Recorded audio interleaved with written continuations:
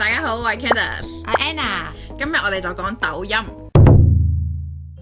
咁前排呢，美國嘅社交平台就發生咗大地震喎，大量嘅美國抖音嘅難民呢，就湧入咗小紅書。但係就好奇怪啦，咁點解美國嘅網民要翻山越嶺過嚟用中國嘅小紅書，而唔用翻佢哋 IG 嘅 Reels 啊、YouTube 嘅 Shorts 呢？係因為隔離返鄉咯。咁呢個係部分嘅原因啦，另外嘅原因呢，其實佢哋為咗報復美國嘅政府噶。點解呢？因為其實呢，用社交平台，佢哋覺得係佢哋個人嘅自由嚟噶嘛，但係政府而家限制咗佢自由。另一方面都係因為佢哋非常之中意 TikTok 呢個社交平台啦。咁特朗普喺佢以前啦，佢嘅立場呢都係有試過反 TikTok 嘅，但係佢今次嘅選舉裏邊呢，佢又一改以往嘅態度呢，就非常之中意 TikTok 呢樣嘢。究竟 TikTok 呢樣嘢對啲美國網民有啲咩魔力？啲用戶咁中意佢哋呢？點解呢？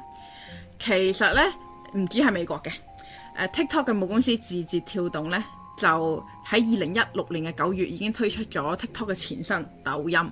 咁抖音大家都好熟啦，佢喺推出唔夠1年嘅時間，喺2017年嘅8月呢，就已經實現咗日均嘅播放量超過咗10億。佢喺2018年嘅7月呢，即係再過咗1年之後呢，佢個月活躍嘅用戶呢，即係 active user 已經去到破5億㗎啦。呢個係一個非常之大嘅數字啦，亦都令到佢成為中國互聯網最成功嘅產品之一。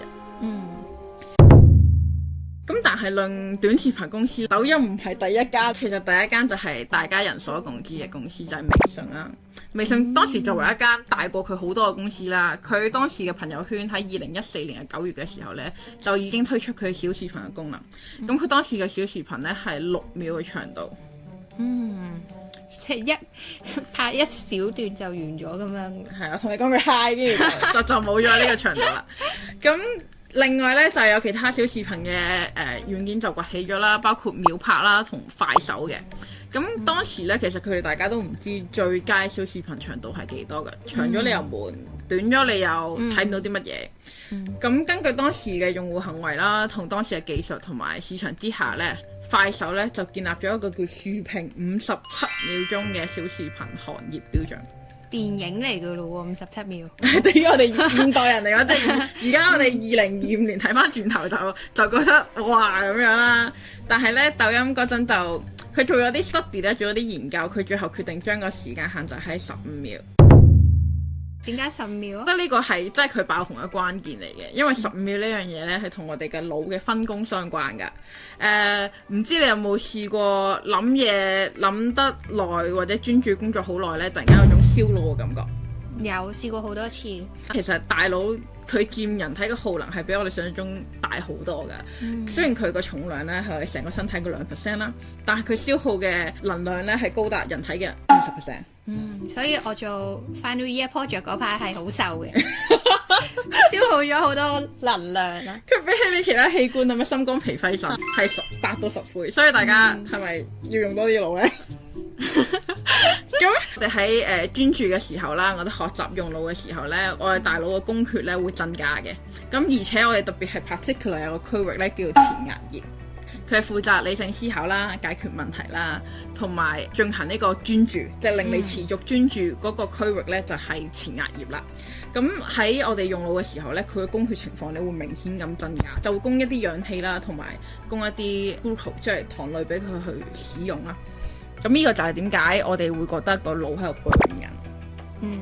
咁我哋講翻15秒啦。其實呢，我哋睇住一樣嘢，一個視覺嘅刺激啦，或者聲音嘅刺激都好啦。只要我哋超過咗15秒，去到大概15到20秒啦，我哋就開始呢觸發我哋前額葉去工作。咁所以佢當你專注咗一個短視頻超過15秒之後，佢就開始會叫你個前額葉工作。呢個係我哋人體自然嘅機制。但係我睇抖音最少係2-3個鐘頭起跳喎。睇抖音都可以減到肥咯。係啦，係咪？應該係咁噶嘛，係嘛？咁但係研究顯示，咁樣反應係導致我哋專注力不足㗎。咁即係説明，其實我哋就嘥出咗啦，就有15秒咧，就去下一個刺激，再下一個刺激，再下一個刺激。咁我哋冇連續咧喺同一件事件上面咧擺放我哋專注力咧，其實咧我哋就係冇進入到呢個專注模式啦，即係我哋冇用過我哋個腦。I see，原來我長期都冇用腦。唔使覺得唔好意思嘅，因為唔用腦呢樣嘢我哋個個都好中意㗎，呢個係對大腦嚟講有天然嘅吸引力。咁係因為咧，我哋人類嘅大腦經過數百年嘅演化啦，我哋而家物質豐盛嘅時代只係維持咗一個好短嘅時間。喺以前嘅時間裏邊，我哋朝不保夕，我哋對食物呢樣嘢。咁所以我哋會傾向節能嘅模式，即係越節能，我哋就覺得我哋生存嘅機會咧就越大。咁所以對於腦嚟講，我哋越節能咧，佢就覺得好有安全感。咁所以一條片當佢唔超過15秒鐘，你可以獲得呢一個開心嘅感覺啦，你可以有刺激，但係咧你又唔使用腦，咁就獲得咗呢個片次嘅成功。咁點解一開始話6秒嗰個會唔成功呢？微信嗰個？咁就係因為其實視頻都唔係越短越好嘅，我哋仲有另一個機制嘅，就係叫做信息嘅濃度。你知唔知我哋軀體呢，就係以營養嚟做食物啦，但係我哋嘅精神係攞咩嚟做食物呢？乜嘢係我哋精神食物？知識。冇錯，就係知識啦，或者我哋叫佢做資訊啦。咁所以點解我哋咁中意聽八卦，咁中意上網？咁信息濃度係乜嘢呢？信息濃度就係個信息量除翻開個時長啦。咁因為15秒嘅需要嘅資訊量呢，其實係好多人都可以滿足到嘅。可能你講2分鐘好有質量嘅説話係好難嘅，但係你講15秒好有質量嘅説話呢，就係相對比較簡單。所以當年就迸發咗勁多嘅創意啦，最後佢就爆紅咗啦。每個人對信息嘅偏好都唔一樣嘅，有啲人中意比較完整嘅信息，所以只要你 keep 到呢個信息濃度呢，你嘅視頻長啲都係有人可以接受嘅。所以而家嘅 YouTube 啦、Netflix 啦，依然都仲係主流。單單係一開始嘅吸引力唔足以令到抖音成功。一個 Apps 要成功，佢仲要建立一個用戶嘅忠誠度，而抖音建立用戶忠誠度嘅背後一個好 evil 嘅機制，就係多巴胺成癮機制。咁多巴胺係乜嘢呢？多巴胺就係一個快樂荷爾蒙啦。咁高濃度嘅多巴胺呢，就會令到我哋覺得好興奮啦。咁中濃度嘅多巴胺呢，就會令到我哋可以有動力啦，同埋專心工作。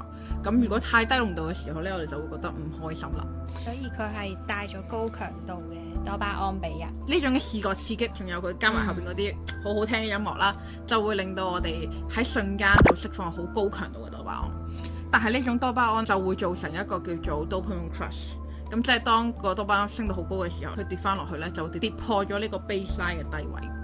低於 baseline 嘅時候就會情緒低落，呢個 dopamine crush 咧就會成為呢個成癮機制嘅基礎。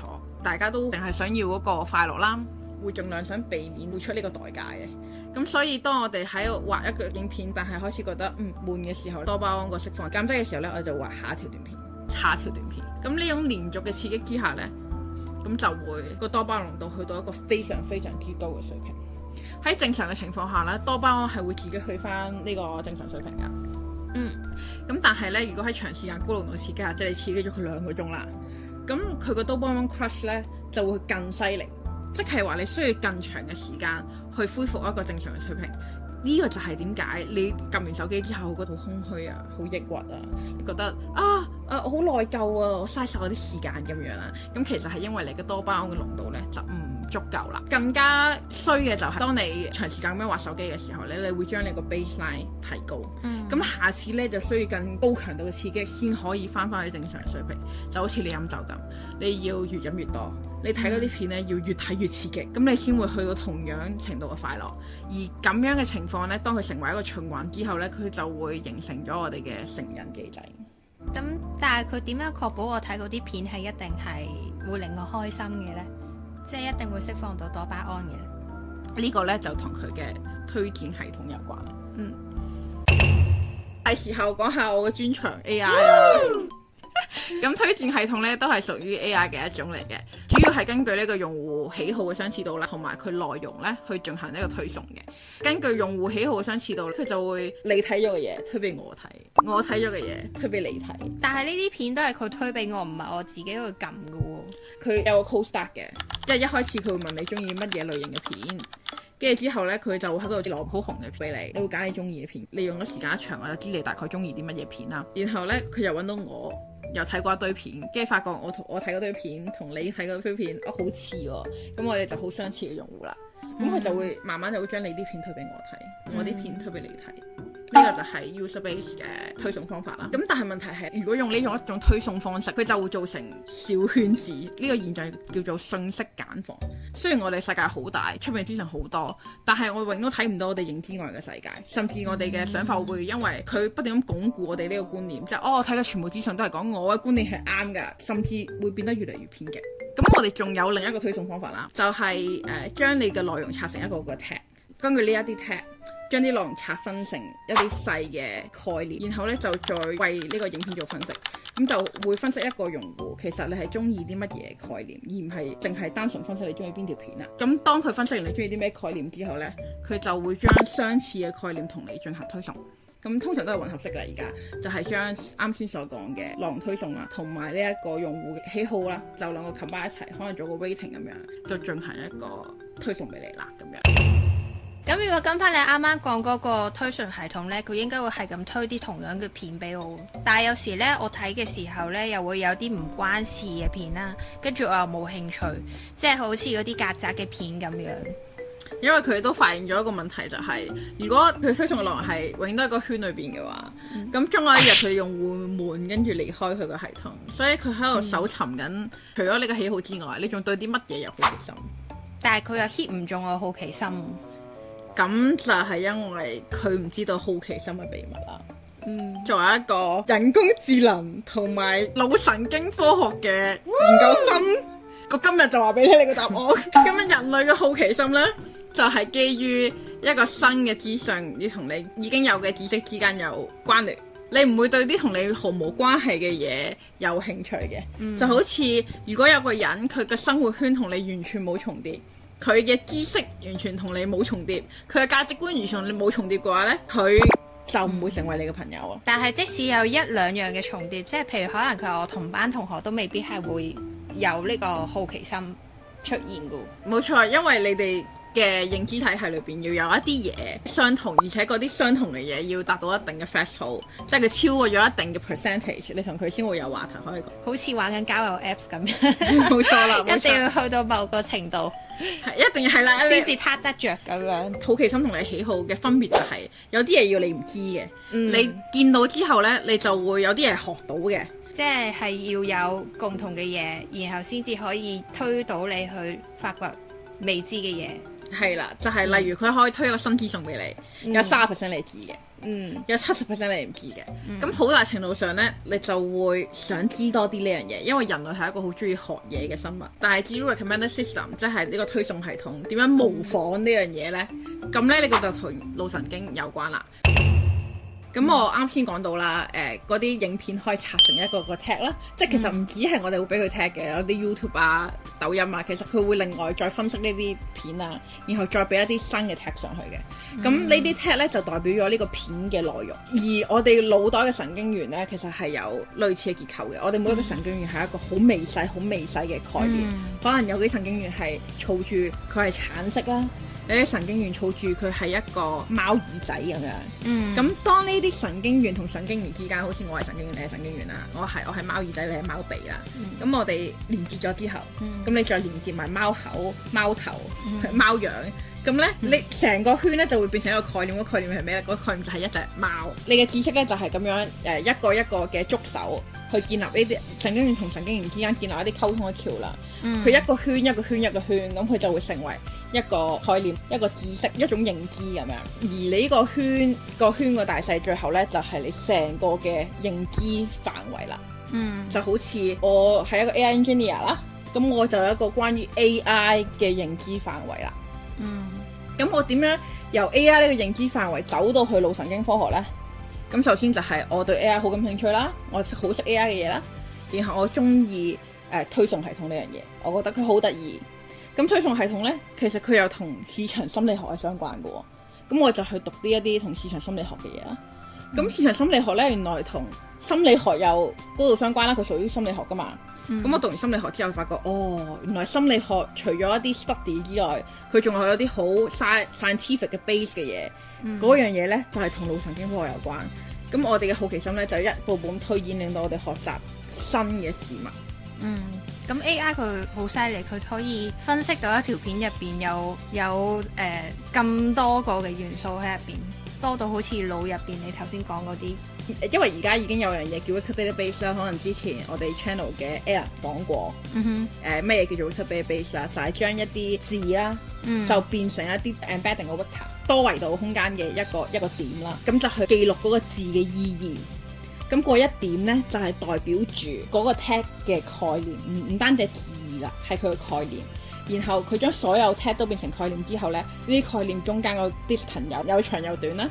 咁如果係佢個 distance 短嘅嘢咧，咪就係同一樣嘅嘢咯。即係 AI 嘅 recommender system 同 machine learning 同一啲 algo 好近，咁但係同腦神經科學係冇雷公咁遠嘅。咁所以佢未知道，如果有一日我睇咗一條片裏邊係有腦神經科學啦，又有 AI 嘅，但係佢會知道其實腦神經科學好遠嘅。佢再推一啲腦神經科學嘅深入分析，例如佢同我推柏金遜症嘅話，咁可能我就唔感興趣啦，因為其實我同佢之間距離好遠啦，然後我哋嘅內容其實冇重疊嘅喎。但係如果佢係推送一啲腦神經科學同埋推送系統嘅關係嘅話，咁我就一定有興趣啦，因為佢係我熟知領域嘅嘢啦，然後再溝埋一啲我唔識嘅嘢。其實一個好嘅推送系統嘅 algo 咧，係可以嘗試將我哋人性嘅融入 AI 嘅系統裏邊，咁佢就更加去推送一啲符合人性化嘅內容俾我哋啦。咁而呢樣嘢咧，其實佢最終係對人類有益嘅，因為其實好奇心係人類科學推進嘅原動力，唔單止科學啦。哲學都係啦，即係我哋人類點解喺呢個世界會生存啊？宇宙嘅盡頭係乜嘢啊？呢啲其實係人類嘅好奇心，呢個人好奇心係人類發展嘅基礎嚟，亦都係人類學習嘅基礎。如果佢推送系統可以融入呢一啲好奇心機制落去，其實就唔單純係有害嘅 addictive 嘅系統，而係一啲對人類真正有益嘅系統。我扯遠少少嚟講啦，呢個其實係一個好好嘅例子，講呢個 AI 係點樣用嘅。因為好多人都係擔心 AI 佢係威脅啦，但係作為一個 AI engineer，其實我一直都認為 AI 其實佢只係一個工具，亦都應該向呢個方向發展。Recommender system 咧，我個人嚟講好中意嘅，因為咧佢係一個好好嘅例子，去同人講你點樣定一個問題題。例如係我好擔心啲用戶聽嚟聽去都係嗰啲喜好嘅內容，佢會好悶啊，佢會走。咁我點樣解決呢個問題咧？然後我哋 hypothesis 有幾個答案。我推啲唔相關嘅嘢俾佢，我推啲睇過但係屬於另一個領域嘅嘢俾佢，定係我推啲佢有好奇心嘅嘢俾佢。如果我哋得知咗原來係好奇心模型，就可以令到佢中意晒你推嘅所有片嘅話，咁我哋用 AI 去揾中間個 algorithm 出嚟係好簡單嘅事情，因為 AI 只要你俾問題佢，然後你俾答案佢，其實佢就會揾到中間成個 algo 出嚟。呢個就係 AI 佢真正應用嘅方法，因為求證嘅工作往往係成個解決問題裏邊最花時間嘅地方，亦都係最多重複嘅工作嘅地方。呢樣嘢就係可以交俾 AI 做嘅嘢咯。好啦 OK， 我哋今日就講到呢度先。好，拜拜。拜拜。